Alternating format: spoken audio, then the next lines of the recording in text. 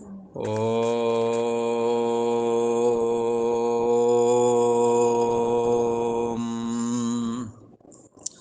गुरु ब्रह्मा गुरु विष्णु गुरुदेव महेश्वरा, गुरु साक्षात् परम ब्रह्म तस्मै श्री गुरुवे नमः। योगेश्वर श्री कृष्ण भगवान की जय। ऐं सरस्वत्यै नमः। तो प्रसंग चल रहा है स्थित प्रज्ञ पुरुष के लक्षण का। स्थित प्रज्ञ पुरुष जिसकी बुद्धि परमात्मा में स्थित है, उसकी चर्चा के प्रसंग में ही चर्चा करते हैं भगवान श्री कृष्ण युक्त और अयुक्त। अयुक्त उसे कहते हैं जिसने मन इंद्रियों का निग्रह नहीं किया, परमात्म चिंतन नहीं किए, धर्म कर्म निष्काम कर्म योग से संपादन नहीं किया, उनको अयुक्त की श्रेणी में रखा गया है। युक्त की श्रेणी में जिन्होंने निष्काम कर्म योग का आचरण किया है और जिन्होंने मन और इंद्रियों का निग्रह किया है, उनको युक्त की श्रेणी में रखा है।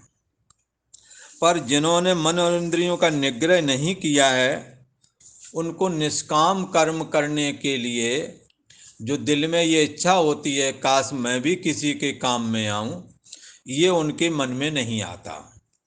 और ये भावना न होने, निष्काम कर्म के बगैर कभी शांति नहीं मिलती।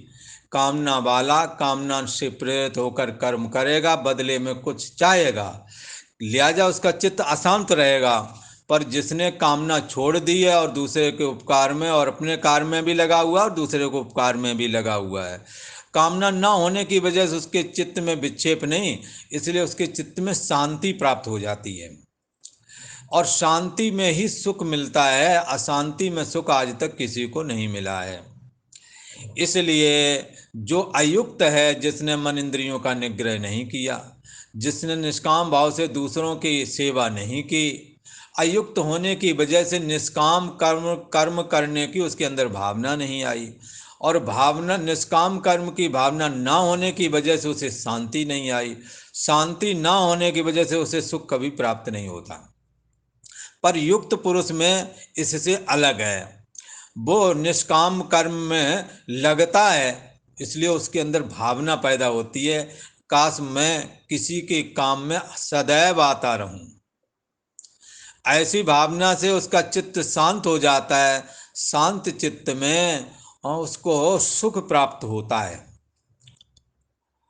और ये ऐसा चाहता है कि हमारा जीवन परोपकार में समर्पित हो जाए, दूसरों के काम में मैं आ जाऊं, इसलिए उसका हृदय शांत रहता है सदैव, कामना ना होने की वजह से। अशांति जब भी होती है वो कामना को लेकर के होती है, फलाकांक्षा को लेकर के होती है। ये युक्त जो है अपने हृदय में अशांति नहीं होने देता, लिहाजा सदा सुखी रहता है। ऐसे कोई भी महापुरुष आपको मिलेंगे, चाहे वो जिस कपड़े में हो, चाहे वो गृहस्थ में हो या साधु या सन्यासी हो, आप उनके पास बैठेंगे, आपके चित्त को शांति मिलेगी। ये पहचान है। वो तो शांत होते ही हैं, पर उनके संपर्क में जो आ जाता है वो भी शांत हो जाता है, उसको भी सुख प्राप्त होता है। इसलिए भगवान श्री कृष्ण ने कहा, जिनका चित्त शांत नहीं है, जिन्होंने मन इंद्रिय का निग्रह नहीं किया, जिन्होंने निष्काम कर्म की नहीं किया, लिहाजा उनके अंदर भावना भी पैदा नहीं हुई। मन इंद्रियों का निग्रह नहीं किया, निष्काम कर्म की भावना नहीं आई, भावना नहीं आई तो चित्त शांत नहीं हुआ, शांत नहीं हुआ तो सुख नहीं मिला। उनकी स्थिति क्या बनती है, इस विषय में उन्होंने कह दिया है कि जैसे इंद्रियां अपने अपने विषयों में विचरण करती हैं, पर उन इंद्रियों में से जिस इंद्री के प्रति मन ज़्यादा आकर्षित होवेगा, वो इंद्री उस मन को अपना अनुगामी बना लेगा, मन को अपने अधीन बना लेगा।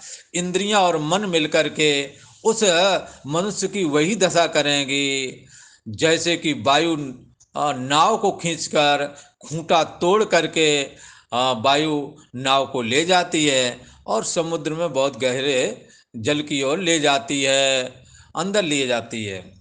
ऐसे ही ये साधक का, ये जो मनुष्य, ये जो पुरुष है, जब मन इंद्रियों का निग्रह नहीं करता, निष्काम भाव से दूसरों के काम में नहीं लगता, तो इसकी कामना इसको शांत नहीं होने देती, शांत चित्त में से सुख नहीं मिलता, लिहाजा ये दुख रूपी गर्त में फिर चला जाता है।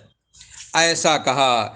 इसलिए भगवान श्री कृष्ण ने जो जीवन मुक्त महापुरुष के लक्षण के विषय में जो 4 प्रश्नों का उत्तर दिया, जीवन मुक्त कहो या परमात्मा में, समाधि रूप परमात्मा में जिसकी बुद्धि स्थित है, और जिसकी बुद्धि समाधि रूप परमात्मा में स्थित है, यह कहने का ढंग है। उसकी चाहे साकार को निराकार को, सब में उसकी बुद्धि स्थित हो जाएगी। परमात्मा का सगुण विग्रह भी बड़ा दुर्लभ है।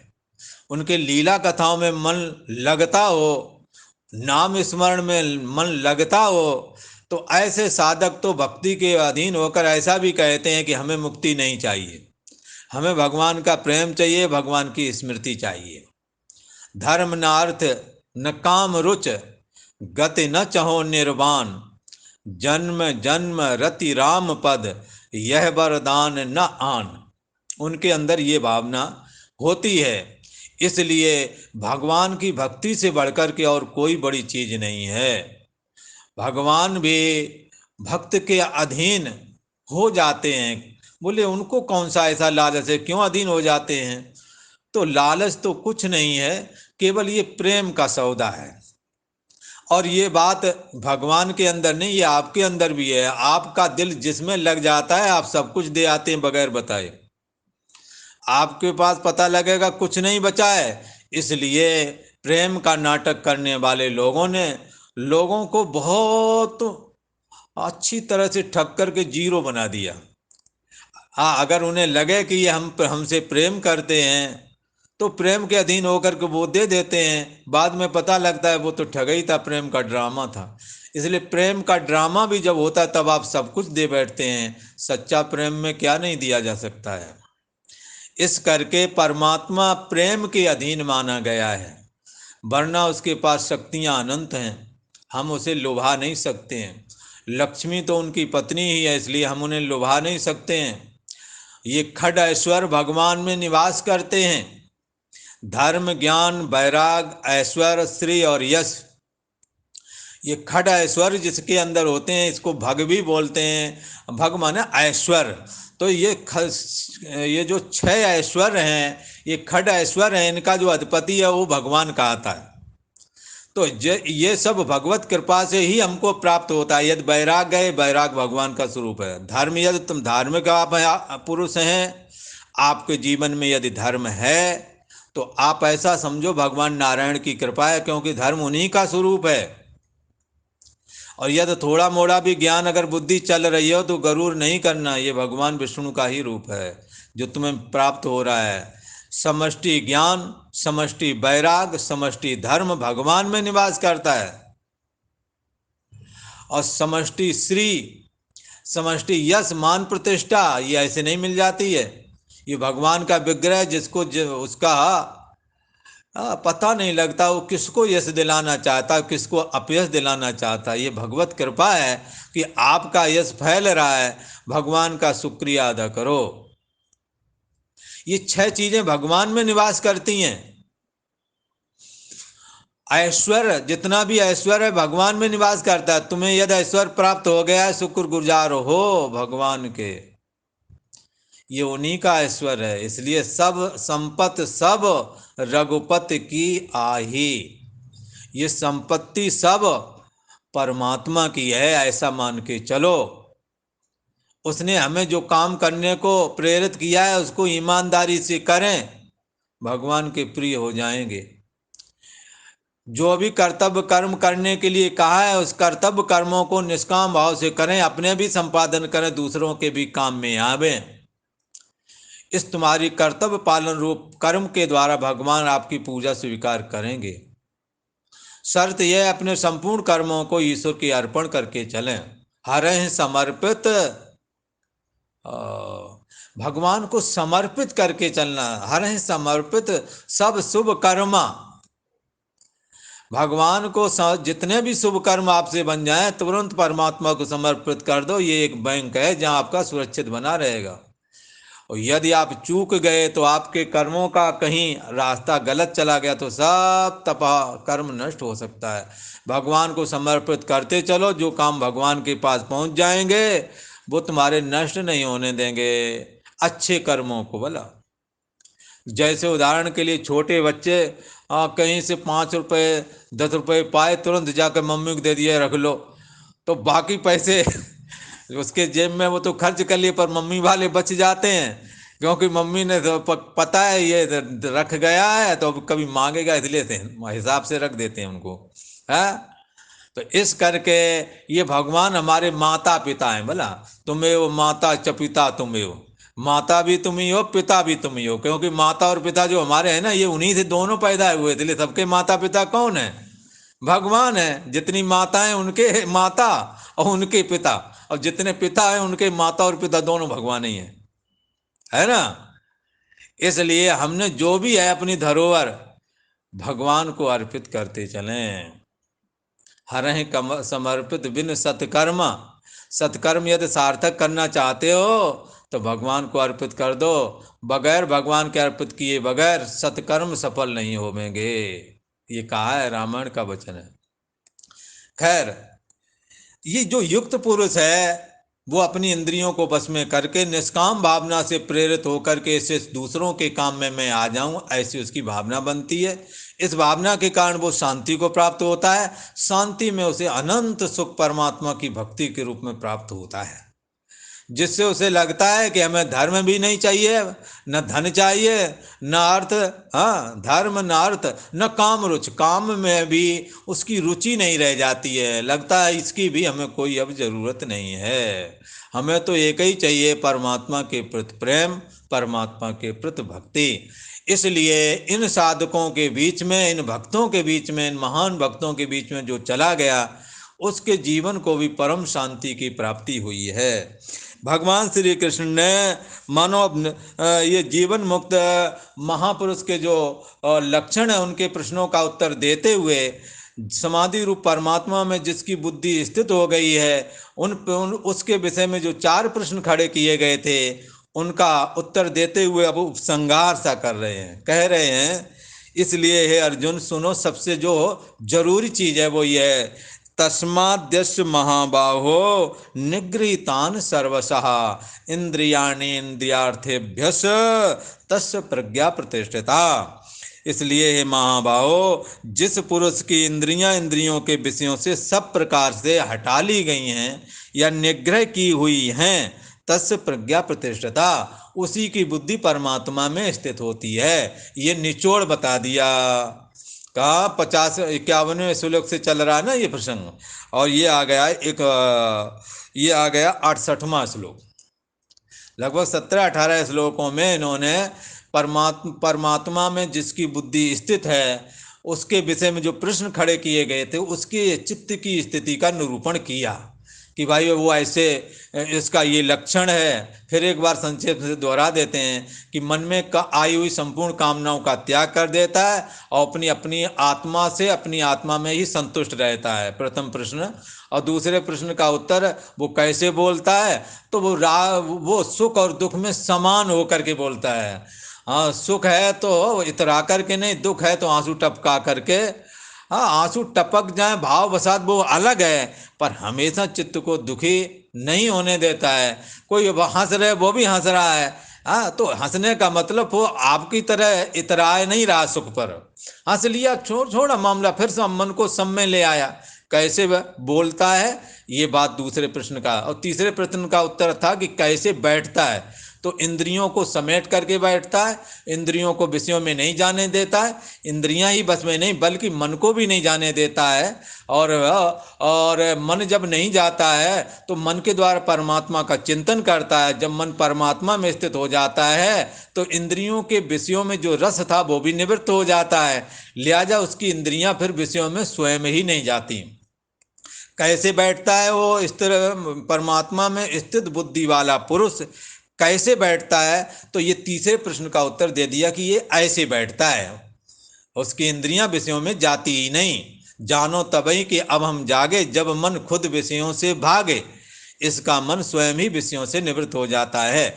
चौथा प्रश्न जो था कि वो कैसे चलता है, तो जीवन कैसे चलता है उसका, ये कहने का अभिप्राय।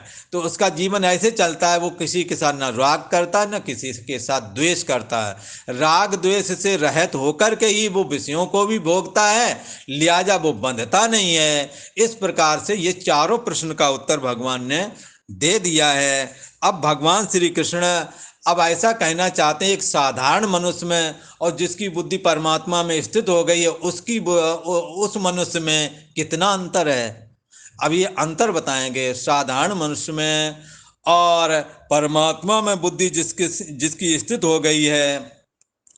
परमात्मा में जिसकी बुद्धि स्थित हो गई है वो परमात्मा का आनंद लेता है, उसी को दूसरी भाषा में कहते हैं वो ब्रह्मानंद में मग्न है। और जिनकी परमात्मा में बुद्धि स्थित नहीं है, आम आदमी, वो विषय का आनंद लेता है, वो विषयानंद में मग्न होता है।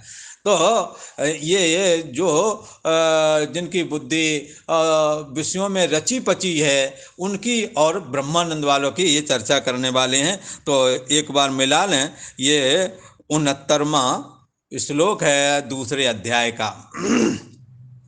तो कहते हैं, या निशा सर्वभूतानां तस्यां जागर्ति संयमी, यस्यां जागृति भूतानि सा निशा पश्यतो मुने। सर्वभूतानां या निशा, संपूर्ण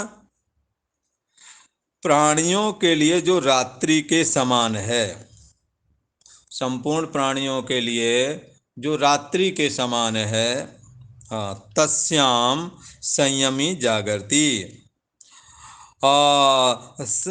संपूर्ण भूत प्राणियों के लिए रात्रि के समान क्या है, ऐसी किसी ने जिज्ञासा की, तो उसके लिए कहते हैं परमात्मा है, तुम्हारे हृदय देश में है, वो इंद्रियों को सत्ता देता है, वो सब में विद्यमान है, इस बात के विषय में वो सो रहा है।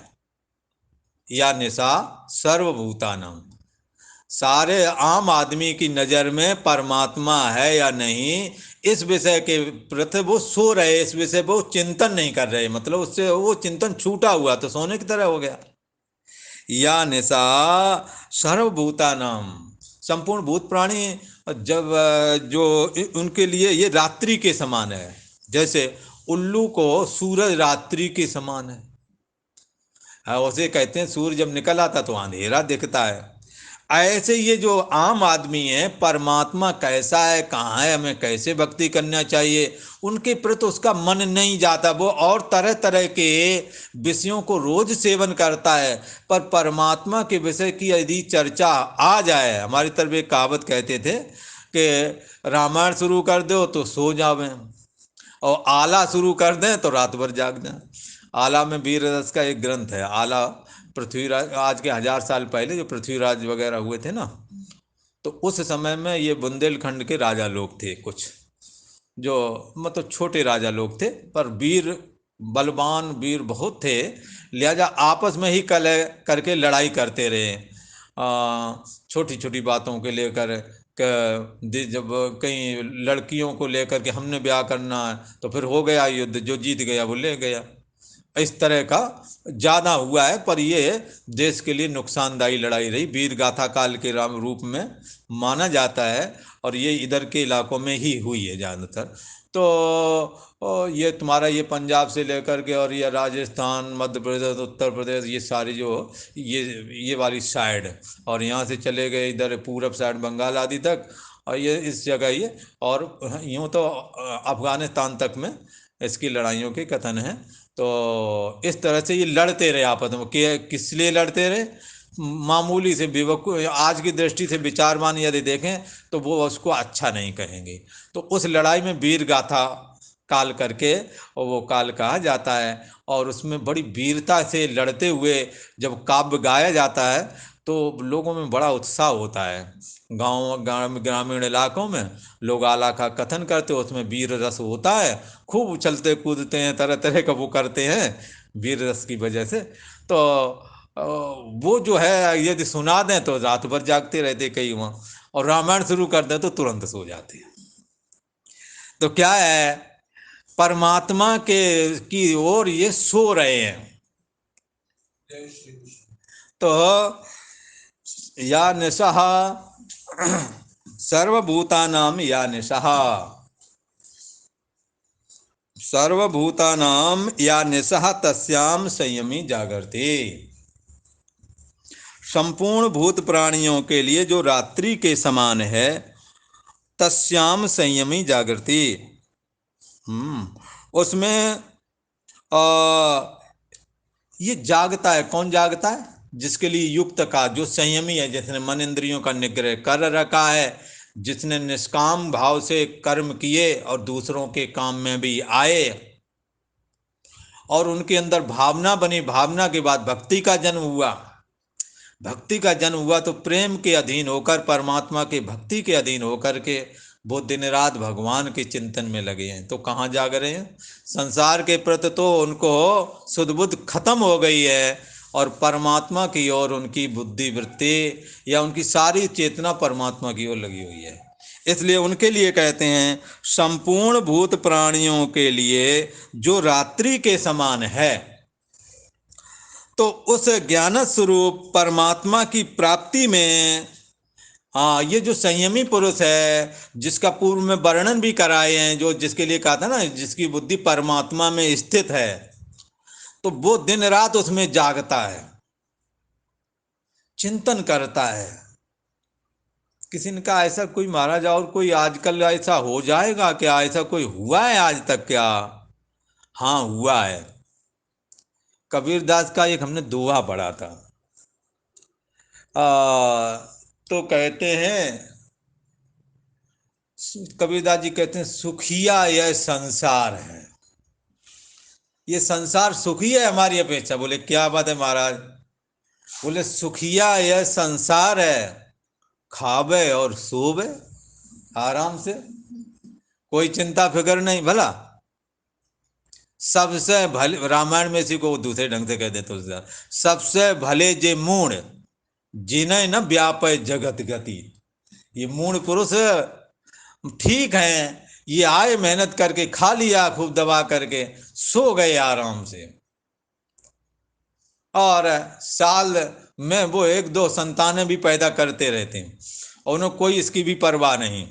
सबसे भले जे मूढ़, उन्हें कोई चिंता ही नहीं। सब उनसे अगर पूछो, अरे सब हो जाएगा, कोई चिंता वाली बात नहीं। तो उन लोगों से तो फिर भी अच्छे हैं जो अपने बच्चों के लिए, अब बाकी तो तुम सब कर रहे हैं, बच्चे तुम्हारे पास सब कुछ है, पैसा टका है, फिर भी डर रहे हो। उनके पास कुछ नहीं है, अपने बड़े हिम्मत, अपना हिम्मत से काम कर रहे हैं, मजदूरी करके आते हैं, कोई चिंता वाली बात नहीं। कबीरदास जी कहते हैं, कबीरदास जी ने भगवान का भजन किया, वृत्ति उनकी लग गई, परमात्मा में स्थित हो गई। भला तो वो उन्होंने कहा सुखिया सब संसार है, खावे और सोवे, और दुखिया दास कबीर है, जागे और रोवे। समझ ना, परमात्मा के चिंतन में डूबे हैं, प्रेम के वशीभूत अश्रुपात होते हैं, उसमें जाग रहा है, सावधान है, हमारी बुद्धि कहीं परमात्मा से हट ना जाए, यही जागना है। सोते तो वो भी थे रात ही में, ऐसा न सोचना कि कबीरदास जी सोते नहीं रहे होंगे, सोते थे, पर आप जागते हैं कि हमारे बच्चे कैसे पढ़ें, हम कैसे धन कमा लें। आप जागते हैं इसमें, हम कैसे अच्छी जॉब लड़के को पकड़ाएं और हम भी अच्छा ज्यादा कमा लें। आप जाग रहे हैं इसमें। हम कैसे अच्छी सा मकान बना लें, आप जाग रहे हैं इसमें। मेरी प्रतिष्ठा कैसे सब जगह हो जाए, आप जाग रहे हैं इसमें। आपको भी, आप जाग रहे तो किसी ने कहा आप रात में सोते नहीं हो क्या, जागते रहे तो?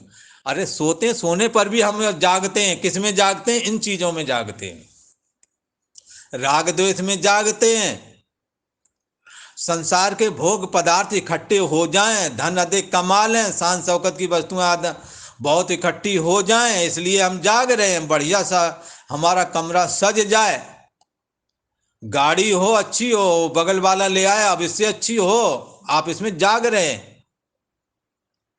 मनमानी जगह जहां हमारा मन मानता वहां ब्याह हो जाए, भले ही कल वो हमें भगा दे, पर मन की मानी करके मानोगे, उसमें आप जाग रहे हैं और कर लेते हैं। फिर बाद में भागना भी पड़ता है तो भागते भी हैं। आप जाग रहे हैं इसमें। पर ये संयमी, संयमी कहते हैं या निशा सर्वभूता नाम, संपूर्ण भूत प्राणियों की रात्रि ये है कि वो परमात्मा के चिंतन में नहीं लग पाता। वो इसमें अपने चित्त को इतना खपाता है, उसे वक्त ही नहीं, सोचने का वक्त नहीं है।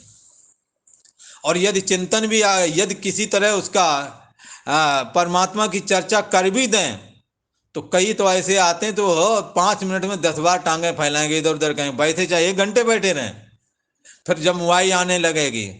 तुलसी पिछले पाप बस हरि चर्चा न सुहाय, पीछे के पाप क्या है किसी ने कहा पीछे के पाप और कोई नहीं, यही है कि तुम कामना के अधीन रहे हो हमेशा। मैं भी किसी के काम आ जाऊं ये आपने कभी सोचा ही नहीं। आप आज से सोचें, आज से ही आपका जीवन बदल जाएगा। मैं भी किसी के काम में आ जाऊं, अपने करूं, बदले में कुछ इससे चाहूंगा नहीं, पर इसके काम में कर दूंगा। आप ऐसी भावना बना के देखें, आपका हाथ लेने के लिए बढ़ता है। आप सोचो कि जो हम लेने के लिए हाथ बढ़ते हैं, हम कुछ देना भी सीखें। ऋषियों ने बड़े सोच समझ के, पहले लोगों के पास पैसे नहीं हुआ करते थे, अनाज के बदले जाकर के अपना सामान ले लेते थे। एक जगह एक महात्मा गया, उसने कहा कि नारायण हरि। अब अंदर से एक माई आई, उसने कहा बाबा जी तो कहाँ आ गए, हमारे यहाँ तो कुछ है ही नहीं, मैं क्या दूँ? तो उन्होंने कहा बच्चा देने का अभ्यास रखना चाहिए, कुछ दे जाओ अपने घर से। बोले हमारे घर में कुछ है ही नहीं खाने को। बोले नहीं है तो अपने आंगन की थोड़ी मिट्टी हमें दे जा, ताकि देने का अभ्यास ना छूट जाए। देने का अभ्यास करो, आप दे सकोगे, ऐसा नहीं नहीं दे सकेंगे। हमारे पूज्य महाराज, वो दादा गुरुजी महाराज के यहाँ कोई एक महिला आई थी, कहते हैं कि शायद 25 पैसा वो कहीं से अपना जोड़ बीन के आई और कहने लगे हमें भंडारा करना है, चौनी। उस समय चौनी का भी वजूद था, ऐसा थोड़ी। तो महात्माओं ने कहा वजूद था पर इतना नहीं था कि कोई भोजन भाजन हो जाए। तो उन्होंने कहा चौनी है हमारा, हमारा महाराज भंडारा कर दो। तो हम भगा दिया, यहाँ से कहाँ थे आ गए, ये भंडारा हो जाएगा इतने। तो वो फिर वो बड़े महाराज से किसी तरह कैसे पता लग गए, वहाँ गए महाराज जी अब इतना पैसा है हमारे पास, हमारे भंडारा करना था। बोले ला मैं करूँगा। तो उन्होंने कहा, वो एक चेला बोला जा दौड़ के नमक लेके आ। तो उस समय नमक आ गया था, उसमें 25 पैसा के 1-2 किलो आ जाते थे। हाँ, तो उन्होंने नमक लिया, बोले सारा नमक इसी का पड़ेगा, दूसरे का नहीं पड़ेगा। हाँ, और वो भंडारा हो गया, सब में चला गया वाका। तो ये तो युक्ति है। थोड़े पैसे वाले भी कर सकते हैं, ऐसा नहीं है, देने का अभ्यास तो हो। इसलिए इसको कहते हैं नचा भाव यथा शांति। जिसके अंदर ये भावना नहीं आती है, होती है, वो शांति कैसे मिलेगी उसको? दिल तो है, दिल था, इसलिए ईश्वर ने ऐसी प्रेरणा की कि जो चीज वो किसी के काम नहीं आने वाली थी सबके काम में आई। 25 पैसा सबने खाए, फिर नमक के बगैर कौन खाएगा बताओ? इसलिए पाप कर्म कोई दूसरे नहीं, आप अपने लिए पकाते हो। गीता तो आगे और कुछ बहुत बोलने वाली है, कहती है यदि आप अपने लिए पकाते हो, अपने लिए खाते हो, अपने लिए ही करते हो, इस्तेनेव शाह, आप चोर हैं। क्योंकि आपका जन्म केवल अपना पेट भरने के लिए नहीं है, आप दूसरों के भी काम में आए, इसलिए तुम्हारा जन्म हुआ है। इसलिए आप अपने जीवन को निष्क्रिय ना बनाएं, क्रियाशील रखें, दूसरे के शरीर के द्वारा दूसरे के काम में आ जाएं, ऐसा जरूर भाव रखें। यदि आपकी बुद्धि चलती है तो बुद्धि के द्वारा दूसरों को नीचा दिखाने की चेष्टा बंद करके हम अपनी बुद्धि के द्वारा आपका क्या भला कर सकते हैं, आप कोई सही राय दें। बुद्धि, आपकी बुद्धि में जो ज्ञान है आप दूसरों को भी दे दें। हाँ? आपकी वाणी अच्छी है, मधुर है, आप भगवान की कीर्तन गाओ, विषय के कीर्तन क्यों गाते हो? आप संसार के कीर्तन गा कर के क्या करोगे? बहुत गा रहे हैं, कुछ भगवान का भी एक आध कीर्तन गा लो, भजन गा लो, वाणी सार्थक हो जाएगी। और वाणी से सबको अधीन कर सकते हो आप। इसलिए वाणी के द्वारा कड़ुआ नहीं बोलूंगा, परस वचन बोले नहीं कबहूं। कड़ुआ वचन हमने किसी को नहीं बोलना है, आज और अभी से प्रतिज्ञा कर लें, आपके अधीन हो जाएंगे। तुलसीदास ने तो ये कहा कि वशीकरण एक मंत्र है, तज दो वचन कठोर। हाँ, तुलसी मीठे वचन से सुख उपजे चौओर। वशीकरण एक मंत्र है, तज दो वचन कठोर। वाणी से सेवा हो जाएगी, कुछ करना नहीं है, आप इरादा बदलें। इसलिए जो नींद आ रही है, ये नींद ऐसे नहीं आ रही है, ये आपके इरादा, आप इरादा नहीं बदल रहे हैं। आप बदल लो, आपकी नींद खत्म हो जाएगी। आप दूसरे के काम में आएंगे, आपको जैसे अपनी चिंता होगी, लगता है दूसरे का भला का ऐसा काम है, चलो करवा लेते हैं, कुछ तो हेल्प हो ही जाएगी, चलो खड़े ही हो जाते हैं। बड़े बुजुर्ग कहते हैं कि क्या हमारे बस का तो नहीं है। एक आश्रम था, पुरानी बात है, तो बूढ़े आदमी महात्मा हो गए थे, किसी को कुछ करने काबिल रह नहीं गए, सर्दी बहुत थी, तो वो क्या करते थे, पत्ता इकट्ठा करके रख देते थे कि अभी नहा के आएंगे तो कम से कम इसमें आग जला के हाथ ही सेंक लेंगे। है, कुछ तो काम आए, इरादा देखो ना। किसी के काम कुछ नहीं जब आ सकते हैं तो बैठे बैठे पत्ता इकट्ठे कर दिए, पत्ते है पीपल के बरगद के इकट्ठे कर दिए, और वो उधर से नहा गए, ठंडी बहुत जोर लग रही तो उन्हीं पहले आँच लगाई, आँच लगा के हाथ सेक लिए। काम करने के बहुत बहुत आइडिया है, आप किसी के काम में तो आ सकते हैं। आप भी कुछ ऐसा विषय चयन करें जिससे हम किसी के काम आ जाएं। आपके पीछे वाले कर तुलसी पिछले पापवत हरि चर्चा न सुहाएं, ये बात आपके जीवन से हट जाएगी, लगने लगेगी चर्चा अच्छी। भगवान श्री कृष्ण कहते हैं, सर्वभूता नाम या निशा, संपूर्ण भूत प्राणियों की जो रात्रि है वो क्या है, परमात्मा का चिंतन। भक्त विचार करते हैं कि मैं कब जाऊं संतों के पार तो मैं कुछ भगवान की चर्चा सुनूं। आप विचारते हैं कि कब मैं घर से निकलूं कुछ कमा लूं, तो गुनाह नहीं, कमाना चाहिए, पर ये अपने ही पेट भर के लिए हो, दूसरे को नहीं देना टका। कोई कहे हमारे पास है ही नहीं, मैं कहाँ दे दूं, अरे नहीं है तो मत, वो बात ठीक है, पर आप तो ये भी साथ में सोचते हैं कि चलो इसका भी बंटाढार हो जाए, हमारी एक कांख भले ही फूट जाए, पर यह कि दोनों चली जाएं, या हमारे दरवाजे पर एक कुआं खुद जाए, इसके दरवाजे पर दो कुआं खुद जाएं। आप ऐसा विचार त्याग दो। ये भी एक सेवा है कि आप अपनी उन्नति जैसे चाहते हैं, दूसरे की भी उन्नत हो जाए। एक कथानक ऐसे है कि एक ने कहा, एक भगवान से वरदान मांगा, बोले क्या, बोले कि हमारा जो है मांगा, तो उसने कहा कि भगवान ने कहा देखो तुम्हें तो हम दे देंगे, पर तुम्हारे से दूनी उन्नति पड़ोसी की होगी। तब उसने कहा अच्छा यही बात है, तो उसने कहा हमारे दरवाजे के ठीक सामने एक कुआं खुद जावे ताकि निकलते। तब उसने कहा अच्छा, डबल होने का ना, तो डबल उन्नति उसके पड़ोसी की, और उसके आगे दो कुआं खुद गए। आप ऐसी भावना क्यों रखते हैं? आगे उन्नति करनी, अपनी उन्नति करनी थी।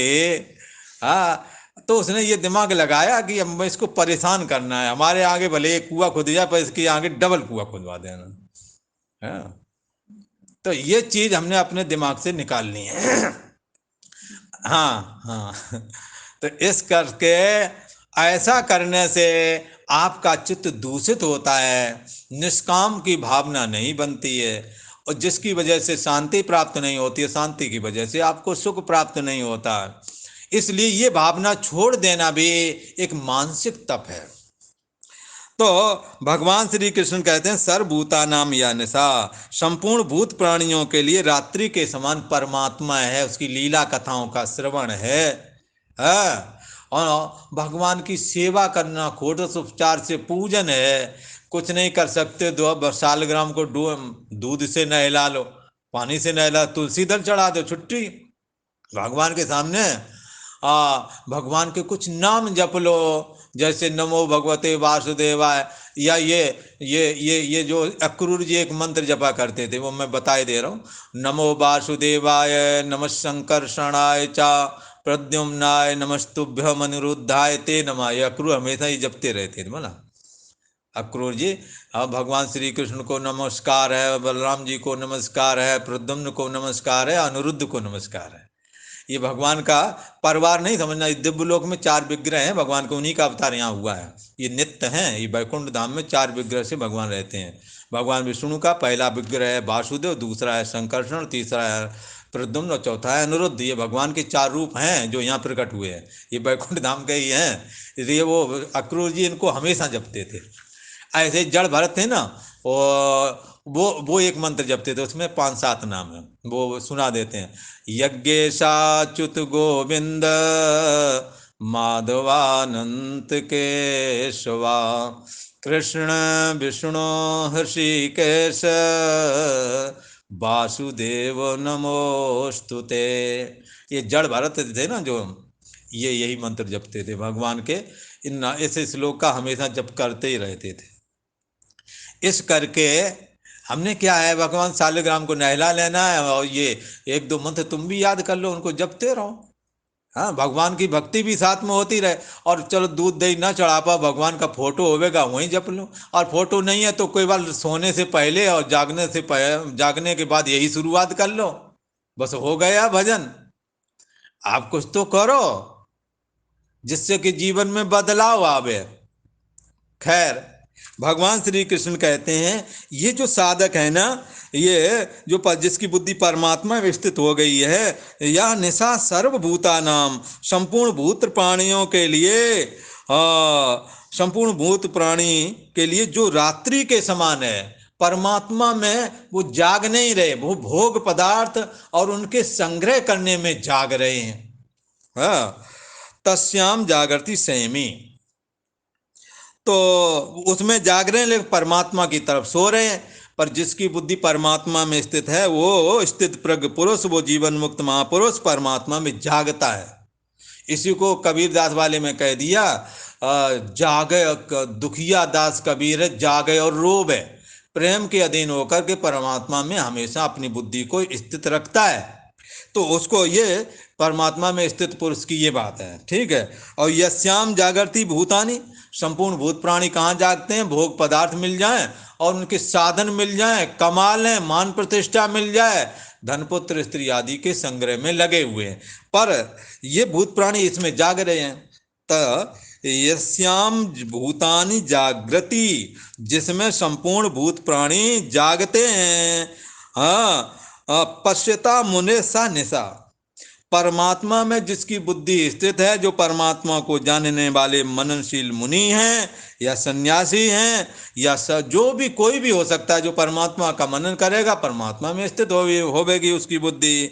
और कहते हैं कि परमात्मा को जानने वाले मननशील जो मुनि हैं, उनके लिए वो रात्रि के समान है। कौन? जिसमें भोग पदार्थ संग्रह करने में लोग लगे पड़े हैं, उसमें जाग रहे हैं दिन रात धन कमाने में, कैसे हम क्या कर लें, कितना कर लें, मान प्रतिष्ठा पा लें, धन पा लें, मकान बना लें और विवाह कर लें, बच्चे हो जाएं, पढ़ा लिखा लें, उनको जॉब पकड़ा दें। कितना है कि कुछ संभाल नहीं, इसमें जाग रहे हैं वो। पर उसमें ये परमात्मा को जानने वाला जो जिसकी बुद्धि परमात्मा में स्थित है, उसके लिए वो रात्रि के समान हो चुका है। उधर वो नहीं, उसका मन जाता है, लगता बहुत कर लिया, उसका अनुभव है कौन जौन जन्मा जहाँ नहीं। अरे कौन सी ऐसी योन है जहाँ हमने भोगा नहीं? कौन सा विषय सुख है जो हमने नहीं लिया? आज नहीं लिया, कल लेके आए हैं। कौन सा ऐसा काम है जो हमने नहीं किया? हम सूरवीर बने और भगोड़ा भी हम बने, बोला स्त्री बने, पुरुष बने, धनी बने, गरीब बने, अमीर बने, पता नहीं क्या क्या सब कुछ हो चुका है।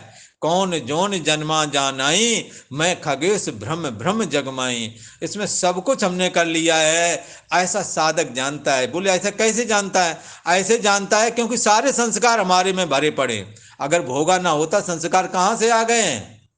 जो संस्कार से हम बचना चाहते हैं, उन्हीं से बचना चाहते हैं जो हमारे अंदर हैं। इसलिए जो संस्कार हमारे अंदर हैं वो हम सब भोग के आए हैं, ऐसा मान के चलो।